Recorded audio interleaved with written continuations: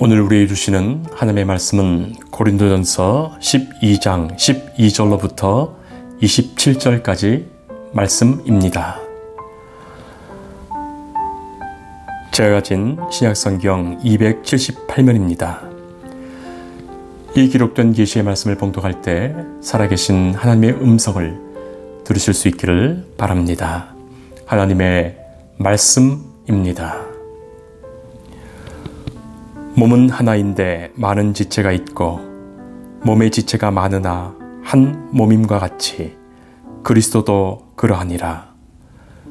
우리가 유대인이나 헬라인이나 종이나 자유인이나 다 한 성령으로 세례를 받아 한 몸이 되었고 또 다 한 성령을 마시게 하셨느니라.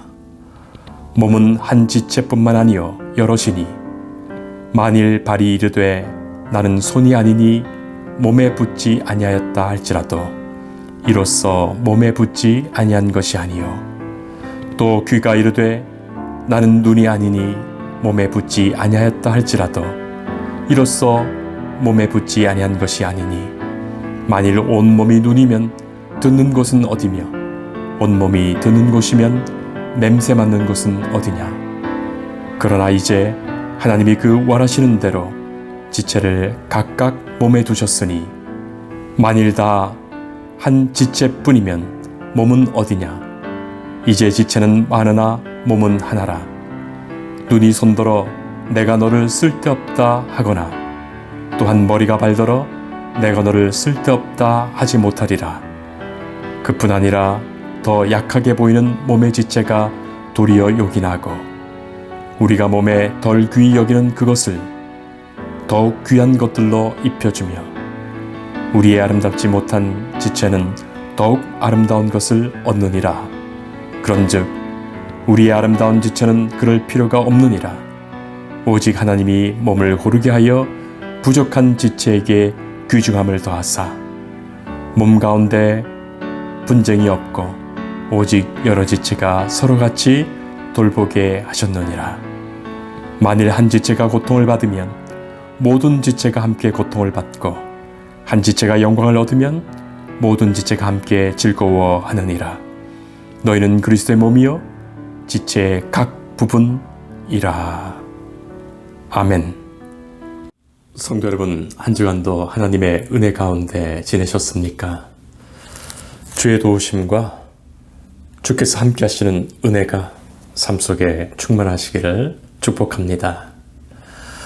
유럽에 가면 성당이나 교회 건물 십자가 위에 닭 형상을 세워놓거나 그려놓은 것을 흔히 볼 수가 있습니다. 주로 독일의 개신교회가 그렇고 다른 유럽의 여러 성당들이 그렇습니다. 그래서 잘 모르는 사람들은 기독교가 닭을 섬기는가 하겠지만 그것은 오해입니다. 이 닭은 베드로를 상징하고 있습니다. 베드로가 닭 물기 전에 예수님을 3번 부인하지 않았습니까? 그래서 닭 그림 자체가 베드로를 떠오르게 하죠. 그런데 왜 닭을 그 성당 위에 그렇게 그려놓거나 세워놓았을까요? 그것은 베드로의 신앙 고백 때문입니다. 예수님께서는 베드로의 그 신앙 고백 위에 내 교회를 세우리라 하셨어요. 여러분, 그렇다고 물론 그것은 인간 베드로를 생각해서 베드로 위에 세운 것이 아닙니다. 물론 가톨릭 교회는 베드로를 일대 교황으로 세워 그 위에 교회가 세워 있다고 생각하지만 예수님은 적어도 그 시간에 베드로의 신앙 고백 위에 당신의 교회를 세우신 거예요. 마태복음 16장 16절 말씀에 이 유명한 베드로의 고백이 나옵니다. 주는 그리스도시요 살아계신 하나님의 아들이십니다. 바로 그 고백입니다. 예수님은 말씀하시지요? 너는 베드로라. 너는 반석이라. 내가 이 반석 위에 내 교회를 세우리라. 말씀하셨습니다. 인간 베드로가 아니라 적어도 이 순간에 고백한 그 위대한 신앙 고백 위에 주님은 그 반석 위에, 그 베드로 고백 위에 예수를 세우시겠다 말씀하신 거예요. 교회는 예수 그리스도 살아계신 하나님의 아들, 그 고백 위에 세워져 있습니다. 그것을 고백하는 이들이 교회예요. 사도 바울의 표현대로 예수 그리스도의 그 십자가와 부활 위에 교회가 세워져 있습니다. 성도 여러분, 그래서 교회는 우리가 예수님을 우리의 주님으로 고백하는 예수 그리스도의 십자가와 부활이라는 그 분명한 반석된 복음의 신앙 고백 위에 서 있는 것입니다. 이 복음의 고백과 감격을 가진 사람들이 함께 교회된 거예요.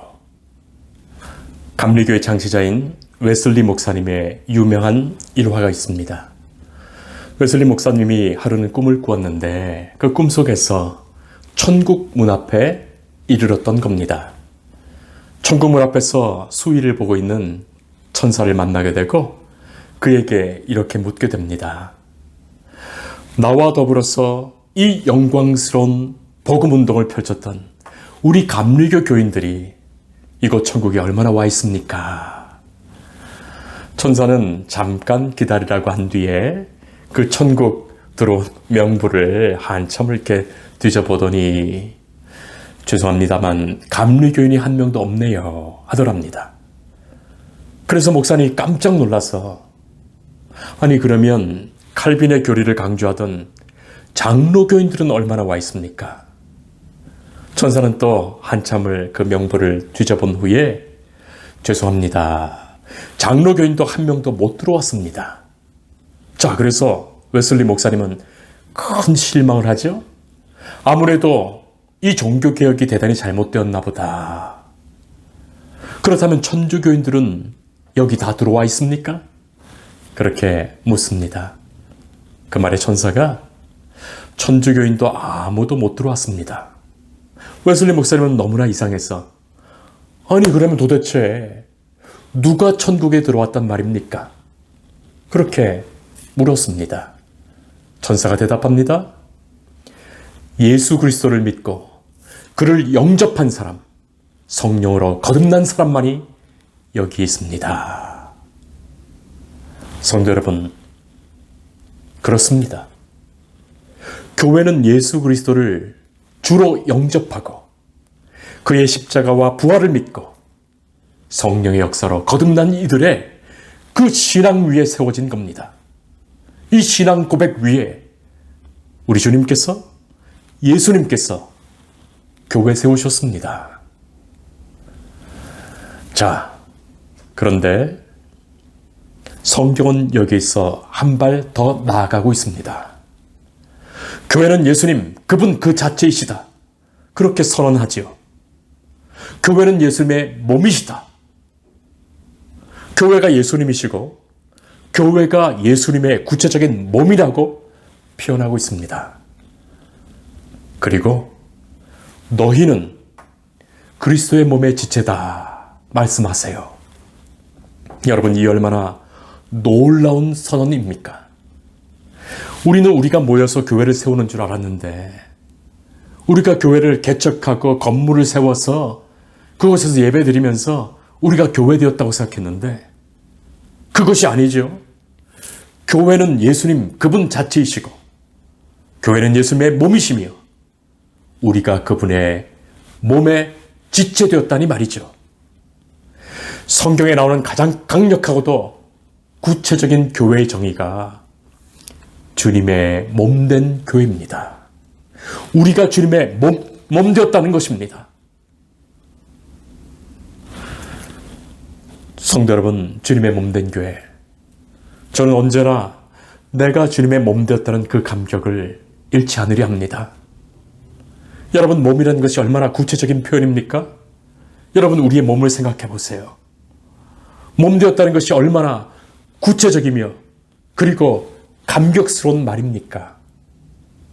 교회는 어떤 교회라도, 어디 있는 교회라도, 어느 교회라도 주님의 몸된 교회입니다.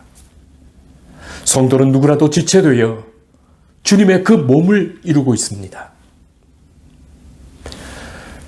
영어로 교회를 church라고 하죠. 재밌기로는 앞에 있는 ch가 그리고 뒤에 있는 ch가 고 있고 그 중간에 you가 있습니다. 만약에 ch를 Christ, 그리스도, 예수님이라고 생각한다면 그 사이에 you가 있는 거예요. 우리의 좌우로 예수님이 계신데 그 안에 우리가 쏙 들어가 있는 것이 바로 교회라는 의미, 그런 재미난 생각을 해봅니다. 그렇죠. 그리고 ch를 church라고 생각해 본다면 You are church, 당신이 곧 교회입니다. 성도 여러분, 그렇습니다. 우리가 그리스도 예수 안에 있고 예수께서 우리 안에 계셔서 우리가 주님의 몸된 교회 되었습니다. 교회는 주님의 몸이며 우리가 곧 교회된 주님의 몸을 이루고 있습니다. 주님과 더불어 우리가 교회된 거예요. 건물이 교회가 아닙니다. 어떤 제도와 형식이 교회가 아닙니다. 바로 성도가, 믿음의 성도가, 하나님의 자녀가 교회인 거예요. 우리가 주님의 몸된 교회라는 것에 우리는 다음에 몇 가지를 분명히 생각해 보게 됩니다. 첫째는 머리 되신 예수님께서 좋아하시는 것, 몸된 우리도 좋아하고 주님이 싫어하시는 것, 몸된 우리도 싫어합니다. 그래야 한 몸 아니겠습니까? 에베소서 2장 22절에 만물을 그의 발 아래 복종하게 하시고 그를 만물 위에 교회의 머리로 삼으셨으니 교회는 그의 몸이니 만물 아래 충만하게 하시는 이의 충만함이니라. 머리 대신 주님이 싫어하는 것을 자꾸만 몸으로 한다면 여러분, 그것은 어떤 모습입니까? 그야말로 머리와 몸이 따로 논다면 정신분열증 환자가 되는 겁니다. 주님은 오래 참으라 하시는데 몸은 급해서 호들갑이고, 주님은 헌신하라 하시는데 몸은 자꾸 누워서 쉬려 하고, 주님은 예배하라 하시는데 몸은 자꾸 세상 밖 다른 것을 섬기고 있고, 주님은 내려와 성도들을 봉사하며 섬기라 하시는데 몸은 자꾸 높이 올라가 나를 섬기라 하고. 여러분, 어떻게 해야 할까요? 머리는 바꿀 수 없는데 말이죠. 예수님은 단호하십니다. 네 눈 하나를 빼더라도, 네 손 하나를 자르더라도 목숨을 구하고 구원을 받아 지옥에 떨어지지 않는 것이 낫다 말씀하시죠. 두 번째는 성도들이 몸의 지체를 이루어서 성도 지체가 함께 한 몸을 이루고 있다는 것입니다. 오늘 본문 말씀 12절에 몸은 하나인데 많은 지체가 있고 몸의 지체가 많으나 한 몸인과 같이 그리스도도 그러하니라. 여러분, 그러니 성도가 서로 아껴주고 믿어주고 섬기며 서로를 위로하고 지켜나가야 한다는 그 뜻이 여기에 있어요. 여러분, 우리가 걷다가 만약에 계단을 헛디뎌서 다리가 부러지면 온몸이 같이 입원해야 합니다. 그 부러진 다리만 쏙 빼서 입원시켜놓고 다른 부위가 돌아다닐 수 있는 것이 아니죠. 자, 그래서 눈이 제대로 봐야 하고 손이 무엇인가를 제대로 붙들어야 하고 허리는 유연해서 다리가 지탱하도록 튼튼해야 하고 온몸이 같이 긴장하면서 잘 걷도록 도와야 합니다. 그래서 넘어지지 않고 불상사가 생기지 않습니다. 오늘 26절 말씀처럼 만일 한 지체가 고통을 받으면 모든 지체가 함께 고통을 받고 한 지체가 영광을 얻으면 모든 지체가 함께 즐거워하느니라. 세 번째는 이것입니다. 그러므로 주님과 우리는 한 몸 되어서 같은 하나님 나라를 위하여 일하고 같은 영광에 살며 같은 운명의 길을 걸어가는 관계가 됩니다. 우리가 다 한 성령으로 세례를 받아 한 몸 되었고 또 다 한 성령을 마시게 하셨느니라. 우리가 한 성령으로 하나 되었고 성령의 뜻을 따라 살아갑니다. 그리고 그것을 감사하며 기쁘게 고백하며 나아가는 것이죠. 자, 그러니 각자의 지체는 자기의 역할이 있습니다. 그 역할을 소중히 여기고 잘 감당할 뿐입니다. 그리고 서로의 역할이 다르다고 그 비중의 차이로 차별할 수가 없는 것입니다. 오히려 하나님께서는 더 약한 지체를 귀한 것으로 입혀주시고 연약한 자를 소중히 세워주신다는 것을 잊지 않아야 되겠습니다. 오늘 말씀이 그것을 분명히 증언하지요. 그래야 모든 지체가 함께 강건해집니다. 여러분 생각해 보세요. 만약에 어깨가 아프면 어깨에 찜질팩이라도 올려주지 않겠습니까? 그래야 몸 전체가 건강하게 강하게 다시 세워지고 일할 수 있는 것입니다. 아니 왜 어깨에만 그렇게 좋은 것 주냐고 불평하지 말아야 될 것입니다. 오래전에 양희은 씨가 불렀던 노래 중에 작은 연못이라는 노래가 있습니다. 그 가사에 보면 한 연못에 물고기 2마리가 살고 있는데 먹는 것이 늘 부족해서 싸우다가 한 마리가 다른 한 마리를 그만 물어 죽이고 맙니다. 자, 어떻게 되었을까요? 먼저 죽은 놈의 몸이 썩으면서 이 연못물이 같이 썩어버립니다. 결국 그 남은 한 마리 물고기도 죽게 되고 그 연못물을 먹던 꽃사슴도 죽게 됩니다. 성도 여러분, 이 세상에 존재하는 모든 것은 상호간에 다 조화를 이루면서 상생의 관계를 이루게 되어 있습니다. 서로가 경쟁하는 듯해도 함께 상생하는 것입니다. 함께 더불어 사는 거예요. 여러분 발가락 하나 다쳤다고 발가락 하나 다친 것이 아니죠. 그 발가락 하나 다친 것 때문에 온 장기에 영향을 줍니다. 눈이 안 보이면 다른 기능들이 현저히 떨어집니다. 입맛 잃으면 단지 입맛이 아니라 건강에 어려움을 줍니다. 자, 우리의 몸은 하나의 유기체로 상호 관련되어 있습니다. 심장 하나가 죽으면 다 죽는 거예요. 간이 죽으면 다 죽습니다. 우리가 왜 그것 모르고 서로를 위하지 못합니까? 그것이 결국 예수님을 죽이는 행위예요. 교회 대신 예수님을 무너뜨리는 행위입니다. 성도 여러분, 고린도 교회가 분열되어 있었습니다. 서로 불신하고 하나 되지 못했습니다. 그러나 이 문제 하나씩을 비판하면서 그 문제 하나씩 뜯어고친다고 해결되는 것이 결코 아니에요. 또 다른 문제가 얼마든지 생길 수 있습니다. 우리가 그리스도와 연합된 한 생명임을 안다면 한 지체 한 지체는 결코 교만할 수 없고 서로를 시기할 수 없고 온전히 서로와 연합하여 한 교회를, 주님 몸 되신 교회를 세워갈 수 있는 거예요. 여러분, 오늘 이 말씀 뒤에 고린도전서 13장 그 사랑장이 있다는 것은 고린도 교회가 지금 사랑을 잃어버린 겁니다.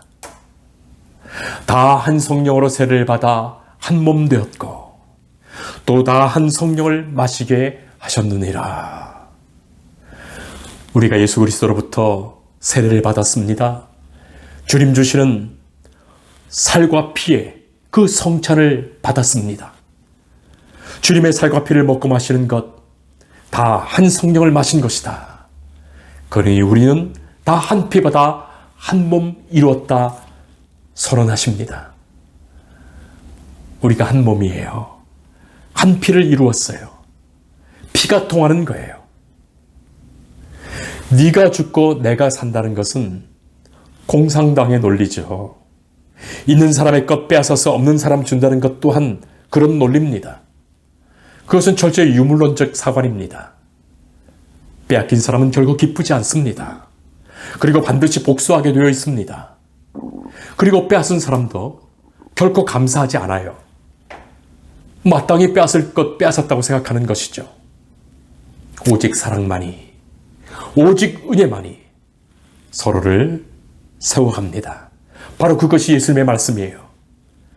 네가 살고 내가 산다는 것, 서로 함께 산다는 것, 예수님의 생각입니다. 그리고 원수라도 사랑하라고 말씀하시는 것이고, 그래야 하나님과 원수된 나를 위하여 십자가에 돌아가신 예수님의 그 사랑을 만분의 1이라도 알게 되는 거예요. 너를 용서하고 너를 섬기고 너를 섬기며 봉사함으로써 내게 참된 기쁨과 행복이 있고 감사가 있다는 것이 예수님의 말씀입니다. 그리고 예수님의 십자가도 그것 분명히 보여주신 것이에요. 정죄나 심판의 십자가가 아니라 구원의 십자가요, 용서의 십자가요, 화해의 십자가요, 생명의 십자가입니다. 주님의 몸된 교회는 마땅히 그렇습니다. 각자가 자기 사명을 잘 감당하는 중에, 서로를 진정으로 이해하며 섬기는 중에 함께 더불어 살고 함께 기뻐하며 함께 영광받습니다. 우리는 주님의 몸된 교회 되었습니다. 말씀의 집, 말씀이신 예수님 안에 우리가 거합니다. 주님 기뻐하시는 교회, 주의 몸된 교회, 서로 섬기며 온전히 하나 되는 교회, 주님의 교회를 함께 이루어 가십시다. 기도하겠습니다. 우리를 위하여 죽으신 예수 그리스도의 십자가의 은혜를 기뻐합니다. 주의 보라심을 찬송합니다. 예수 그리스도를 믿고 영접하는 이 믿음 위에 교회를 세워주셨습니다. 주님의 몸된 교회, 우리가 주님의 몸에 지체되었다니요. 이 은혜와 이 감사를 기뻐하며 우리가 주의 영광을 위하여 살게 하옵소서. 주님 기뻐하시는 뜻을 따라 주님 기뻐하시는 교회를 세워가며 교회된 서로를 위로하며 격려하며 또한 생명 살리는 구원의 역사를 우리가 함께 이루어가게 하옵소서. 예수님 이름으로 기도합니다. 아멘.